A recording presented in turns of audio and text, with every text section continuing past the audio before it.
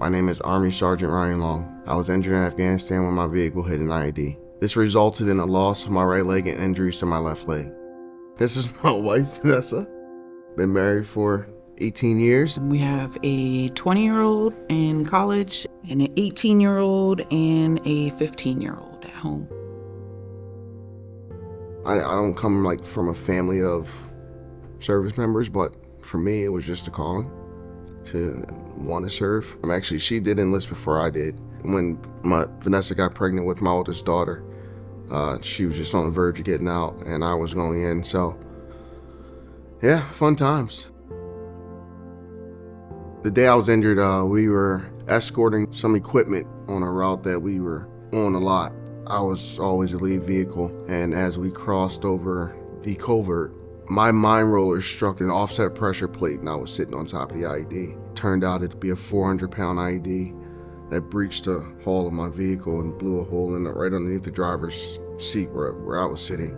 Had to be CASEVAC back, and from there it was just all drugs and medical treatment. I remember waking up here and there in between, but yeah.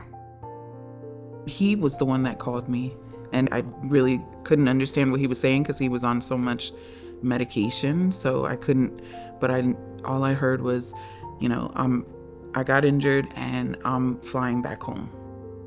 I lost my right leg below the knee, and my left leg took a lot of damage, so I still have internal fixation. It was limb salvage. I had to have reconstructive surgery throughout my whole foot and ankle. And then, the obvious, some back issues and things like that. Challenges in my home currently, narrow stairways and narrow doorways. When he's in pain, he can't maneuver around in his wheelchair freely as he should be. He fixed the bathroom downstairs so he can have a bench in the shower, but he can't roll his wheelchair in that bathroom and shut the bathroom door and shower. I can't freely move around in a wheelchair. Some days I come home in pain. I still have that go attitude. I still like to be active. I still try not to put the burden on my wife, and I find myself powering through most of my day. Even if I have a sore blister, it's like, all right, I'll put my prosthetic on. I'll have to stand there and put pressure. All right, give me a minute, it'll be all right. Because I don't have the freedom to move around and let things heal. Currently, our master bedroom bath is on the second floor.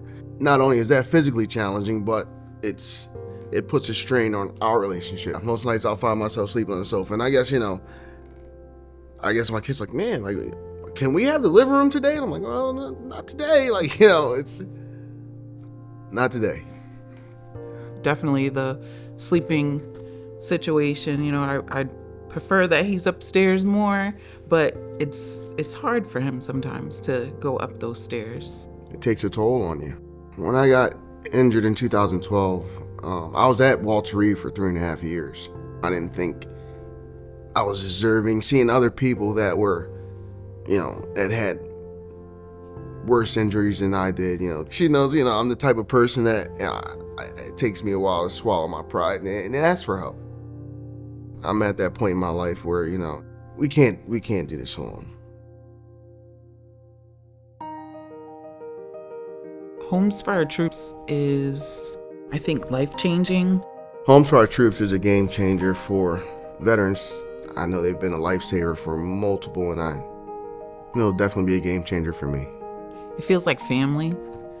It's such a welcoming thing, and I feel like it's gonna make a big change in our lives. Having more space and being able to organize better. I do enjoy cooking, so to have a stove where I can do that from a sitting position would be awesome. It not only will contribute to my overall physical, health, and it will also translate into mental stability, because when you can take a load off physically, it helps you decompress mentally. So I'm honestly looking forward to that as well. I'm just grateful for everything and everyone and the whole process. I didn't feel like it was going to be like this, but it just feels like everybody is so welcoming, and meeting everybody and the other veterans and the workers, and it just feels like a big family, and I'm happy to be a part of it. Thank you, and your donations and your support are instrumental in helping rebuild the lives of so many deserving veterans that otherwise wouldn't have a chance to enjoy this type of independence in their homes and the freedom, and to be the person they've always meant to be. We've been through a lot, and I think it's just gonna bring us together and just help in every way possible. I'm just happy and grateful, and I would just say thank you, and thank you is not even enough.